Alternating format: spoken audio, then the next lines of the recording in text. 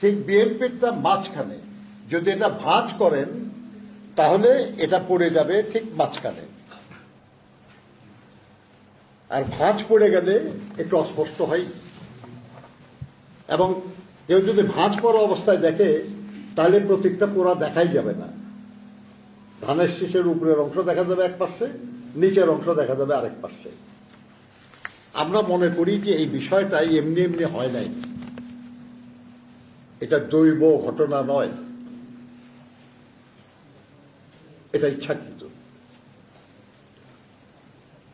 প্রধান নির্বাচন কমিশনার এবং নির্বাচন কমিশনাররা এ ব্যাপারে তাদের অজ্ঞতা প্রকাশ করেছেন যে তারা ঠিক জানেন না যে এটা কিভাবে হয়েছে এবং তাতে কোন প্রতীক প্রথম লাইনে বসছে দ্বিতীয় লাইনে বসছে এটা তারা খেয়াল করেন না। তারা বলেছেন যে এটা অ্যালফাবেটিক্যালি সাজানো হয়েছে। আমরা তাদেরকে বললাম যে অবশ্যই অ্যালফাবেটিক্যালি সাজানো হবে, কিন্তু এটা যদি 5টা কলাম না হয়ে যদি 4টা কলাম হতো কিংবা 6টা কলাম হতো, যদি এটা 14টা লাইন না হয়ে 13টা লাইন হতো বা 15টা লাইন হতো, তাহলে ঠিক এখন যেভাবে আছে সেভাবে হতো না।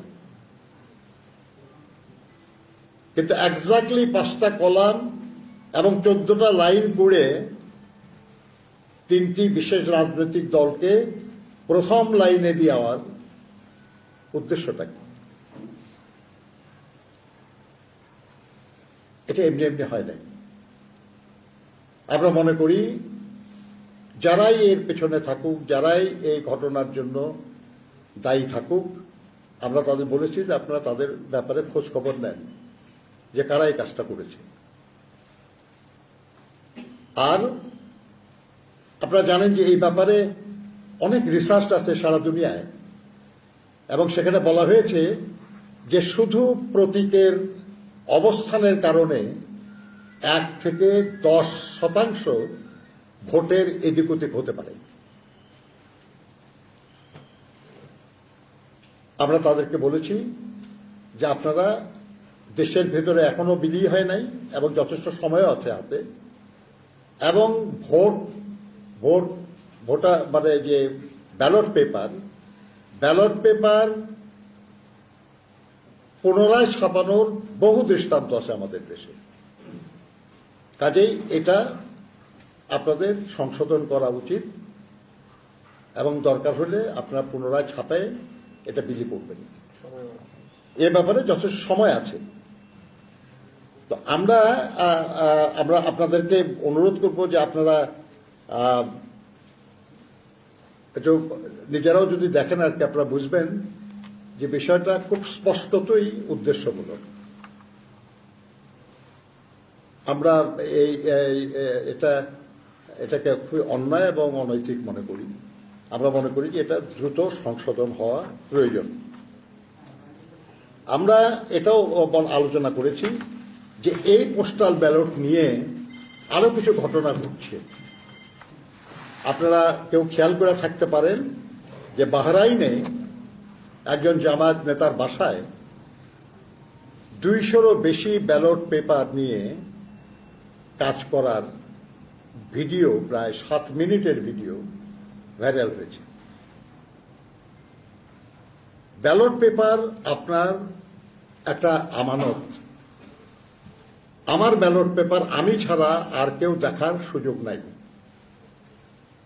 এটা শুধু উচিত না তা না, এটা বেআইনি।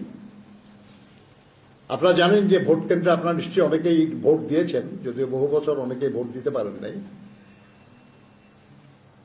আপনি যে ব্যালট পেপারটা নেন, এই ব্যালট পেপার নিয়ে আপনি একটা এনক্লোজারের মধ্যে যান এবং সেখানে আপনি ব্যালট পেপার ভোট দিয়ে আপনি সেখানে বাক্সে ফেলে আসেন।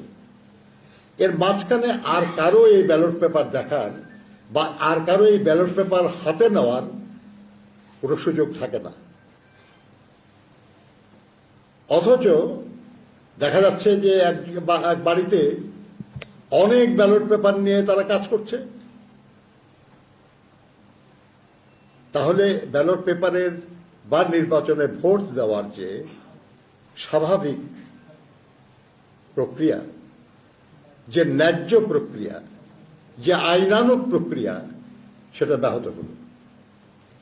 একই ঘটনা আমরা আজকেও পেয়েছি যে ওমানের একটা গ্যারেজে গাড়ির উপরে অনেকগুলো ব্যালট পেপার নিয়ে একজন কাজ করছে এবং যিনি করছেন তার নাম হুমায়ুন কবির এবং সেখানকার যারা বসবাস করেন তাদের জানিয়েছেন যে তিনি জামায়াতের কর্মী একজন।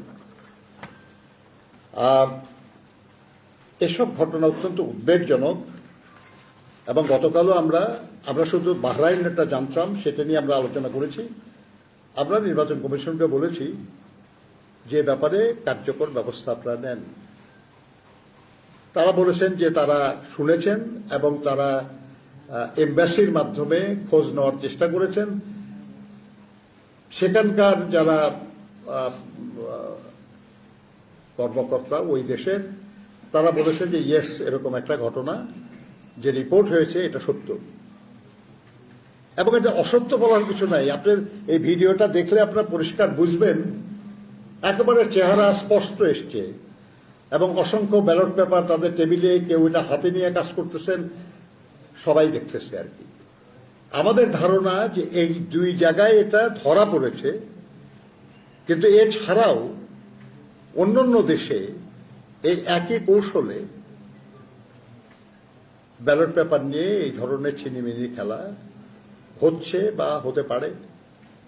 আমরা নির্বাচন কমিশনকে অনুরোধ করেছি যে এটা বেআইনি কাজ এবং যারা এই বেআইনি কাজ করেছে খুব দ্রুত তাদের বিরুদ্ধে যদি শাস্তিমূলক ব্যবস্থা নেওয়া হয় তাহলে হয়তো অন্যরা সাবধান হবে, এই ধরনের অপরাধ নাও করতে পারে। তারা বলেছেন তারা এ ব্যাপারে উদ্যোগ নেবেন, কিন্তু আমরা জানি না যে কতটা উদ্যোগ তারা নেবেন এবং কি করবেন তারা। কিন্তু যদি না করা হয় আর যদি অন্যান্য দেশ থেকে এই ধরনের খবর আসতে থাকে তাহলে এই পোস্টাল ব্যালটের মাধ্যমে এই নির্বাচনের বিষয়টি প্রশ্নবোধক হয়ে যাবে, যেটা কোনো মতেই প্রত্যাশিত না। আমরা একটা সুষ্ঠু নির্বাচন চাই।